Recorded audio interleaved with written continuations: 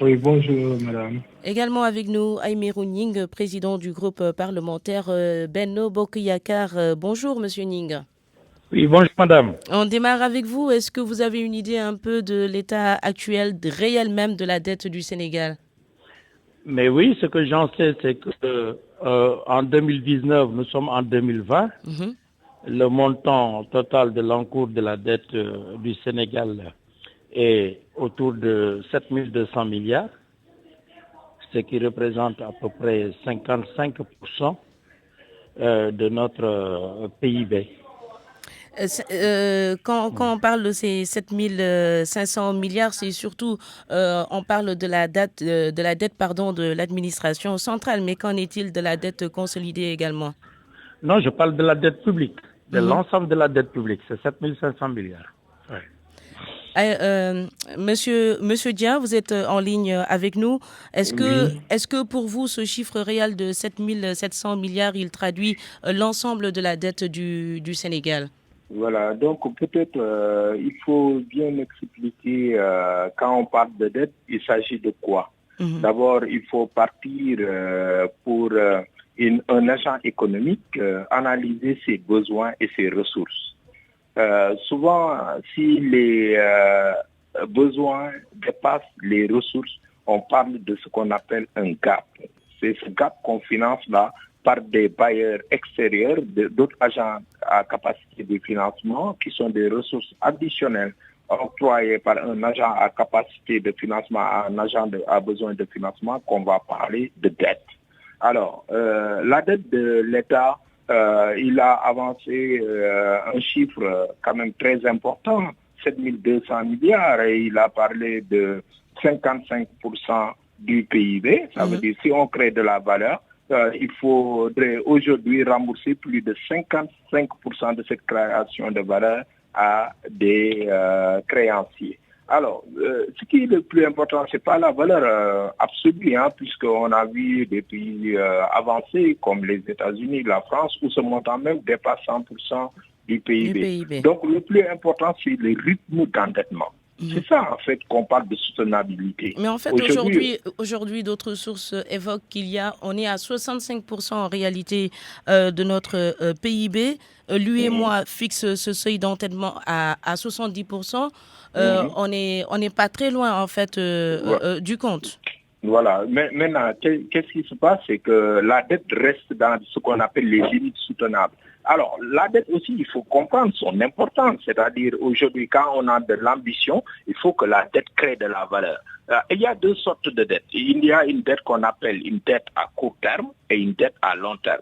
La dette à court terme sert plus à des besoins de fonctionnement. C'est-à-dire, si l'État veut acheter des voitures, l'État fait face au salaire, etc., il Mhm. s'endette à court terme. Il y a une autre dette, je pense, qui est plus structurante, c'est la dette à long terme, qui est la dette qui permet de faire des financements à long terme. Peut-être les résultats, on ne les voit pas tout de suite, mais le fait de vouloir construire une nouvelle ville à Diamniadio, peut-être la première génération ne verra pas l'usufruit, mais les deuxièmes générations vont voir d'autres potentiels de développement. Et là, je pense que cette dynamique a été déclenchée depuis les années 2000. Je pense que le pionnier même, c'est Maître Wade, et on a vu les répercussions en termes de développement territorial. Aujourd'hui, Dakar et Thiès, c'est une seule et même agglomération, et on a vu le potentiel de développement qui s'est développé. Mais maintenant, ce qui est plus dangereux dans cette dette-là, c'est Oui. qu'à un moment donné, le Sénégal même a quitté donc l'endettement classique par l'épargne intérieure nationale et sous-régionale pour faire un emprunt sur des devises étrangères. C'est ce qu'on appelle les eurobonds. Et on a vu qu'aujourd'hui, même les chiffres de 7200 milliards me paraissent sous-évalués, puisque si vous rappelez, avant même les élections présidentielles, on a levé donc un emprunt de 6500 milliards sur des eurobonds, Oui, avec justement, le stock qui était là-bas. Donc, vous voyez, ça paraît effectivement, très, très sous-estimé. on revient à vous dans un instant, Dr Dien. Aïmirou Ning, on a justement des arriérés de paiement, ce qu'on appelle maintenant les obligations de paiement. Le Sénégal s'est engagé à apurer cette dette intérieure d'ici fin 2020. Est-ce que vous pensez qu'on va y parvenir? Oui, alors il faut faire la différence. Je suis tout à fait d'accord avec le docteur Dien. Il faut faire la différence entre la dette extérieure et la dette intérieure. Oui. Alors, pour ce qui concerne la dette extérieure, qui est une dette structurante, j'ai bien parlé d'un chiffre de 7200 milliards. C'est exactement le montant de la dette. Un pays qui travaille, qui aspire à l'émergence, va faire le choix, puisque nous ne pouvons pas financer tous les investissements qui sont des financements structurants pour notre pays, de faire un recours à l'endettement.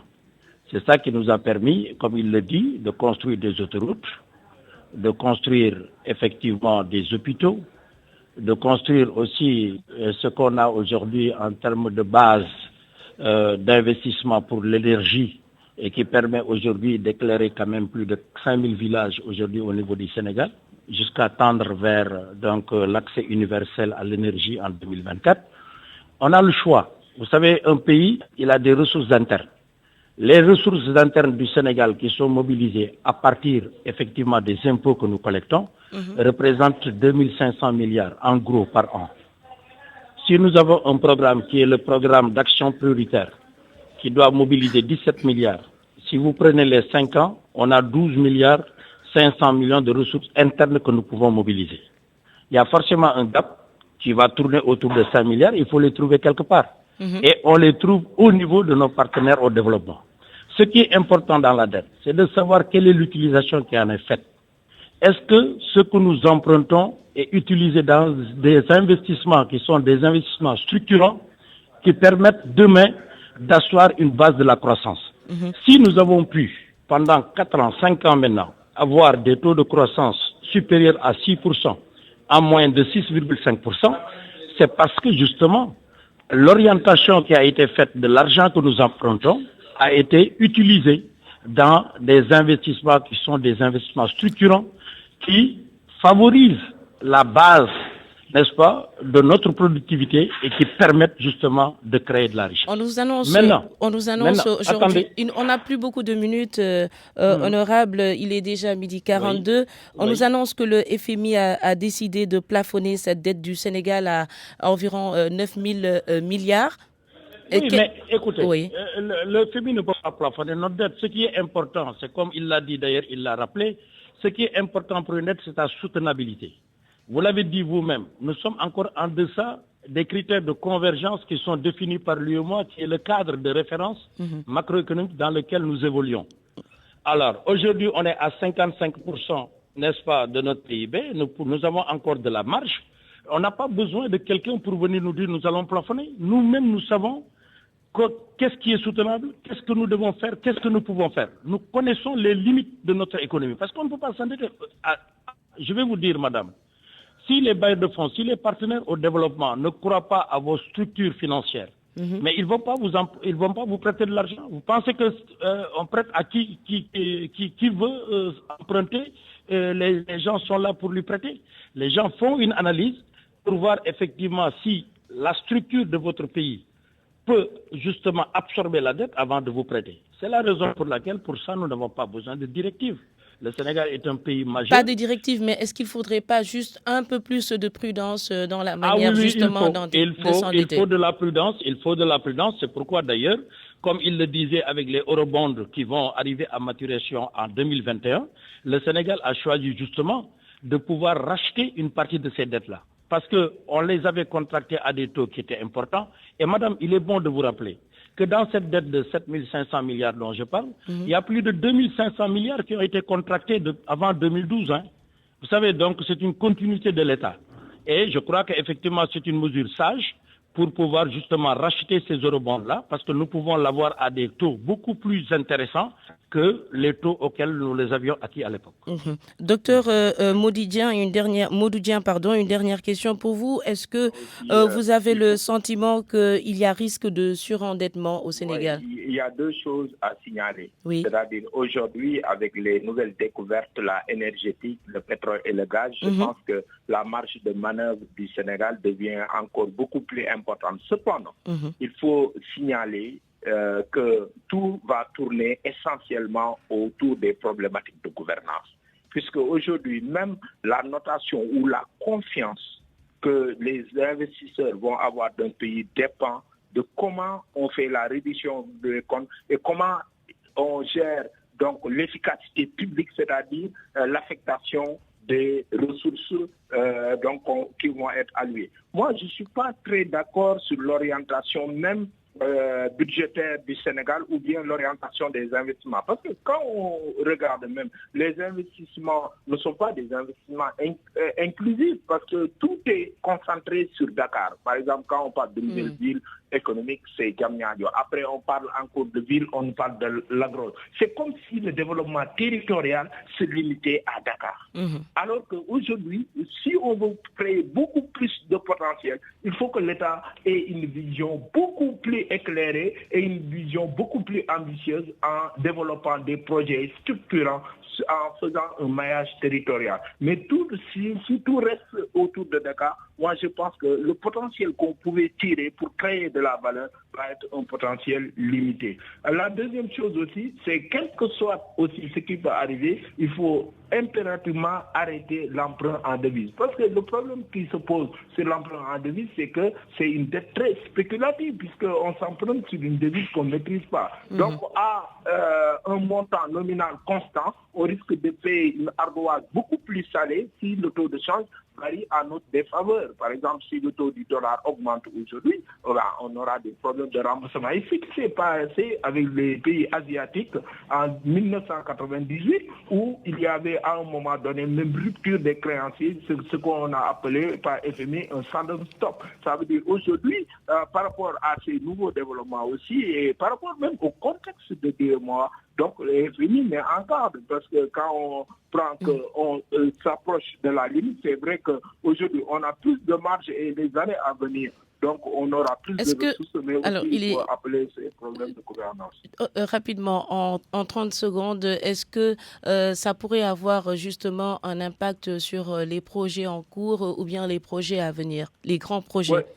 Voilà, tout va dépendre. Maintenant, aujourd'hui, on est engagé dans un cycle où il faut éviter ce qu'on appelle une dette Ponzi. Une dette Ponzi, c'est une dette qu'on emprunte pour rembourser des emprunts passés. Et à un moment donné, on était dans ce spirale-là sur des dettes à court terme où le Sénégal a emprunté successivement sur le marché monétaire à des échéances mensuelles. Ça veut dire si j'emprunte par exemple au mois de janvier, c'est pour rembourser une dette qui arrive à maturité au mois de décembre. J'emprunte en février pour rembourser au mois de janvier. Vous voyez, la dette devient une dette spéculative. Ouais. C'est pour cela avoir une vision beaucoup plus à long terme pour achever des projets qui seront rentables pour pouvoir donc couvrir le service de la dette et le remboursement du principal. Aujourd'hui, on parle plus de la dette intérieure. Mais je pense que le défaut de paiement concerne la dette dans sa globalité. Si aujourd'hui, l'État du Sénégal ne fait pas ses engagements ou n'honore pas ses engagements par rapport à sa dette intérieure, là, on va parler d'un défaut de paiement. Merci. Parce que pour rappeler un défaut de paiement, c'est un événement de crédit.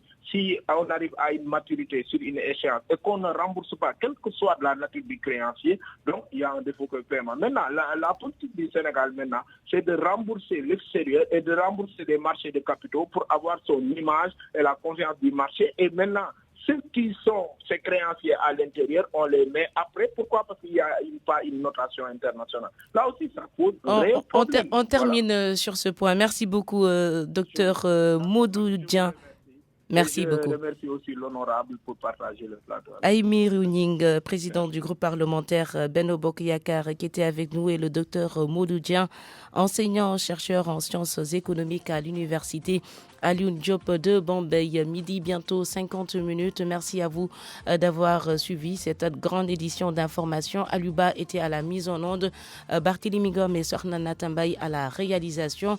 Dans 10 minutes, le journal, la grande édition d'information en Wolof, ce sera avec Barthélémy Ngom. Je vous laisse en compagnie de Koutia et Sabo.